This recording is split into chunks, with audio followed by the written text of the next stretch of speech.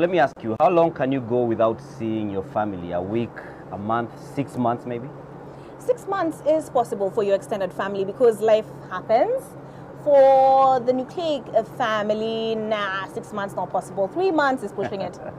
Now, seafarers have had quite the experiences while in the waters. Some we spoke to have gone up to 9 months or even a year at sea, making a few foreign stops on foreign ports. That is a very long time.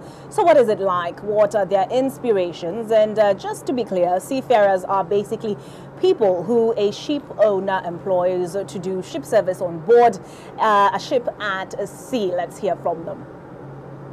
My name is Captain Jeremiah Joey. I'm a ship master.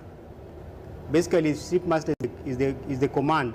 Well, on a deck duty, the captain is the overall command of a vessel. I started my career in 1995, so I've been doing this job for the past 25 years. Wow. I've been at, there was a time I worked on the ship for 9 months. That's the longest time I was on board the ship. This trip we are going from West Africa to South America. That was in a trip to Uruguay. See, we are crossing the Atlantic, the South Atlantic.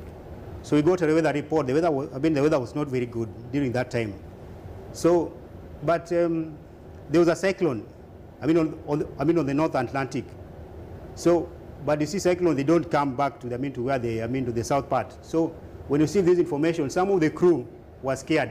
So as much as we explained to them that the cyclone will never move south, yes, it will stay in the north part of the Atlantic. So it was a scary moment for us, to explain this crew, because they knew that there was that warning, weather warning in place. But here the captain telling them, oh, we're going to move this ship from this place to this place. My name is Frederick Luke Samba. I'm the chief engineer on board. I'm in charge of the machinery on board the ship for their proper maintenance and repair, and also for the management of the engineering crew on board. I've been sailing since the year 2009. You need to be very strong mentally, being away from family, being isolated, and being with people of different cultures. But it's a good learning experience. During my junior engineer's time, I remember once I sailed for about 10 months. There was a time we were doing some work on the boiler, and then a line burst with the steam, and it scalded one of the officers, and it really made me be scared. But fortunately, we had good emergency procedures. I'm called Irene Atieno. I work with Kenya Maritime Authority right now. But before that, I sailed on board a ship as a cadet. I've been on board for up to 12 months.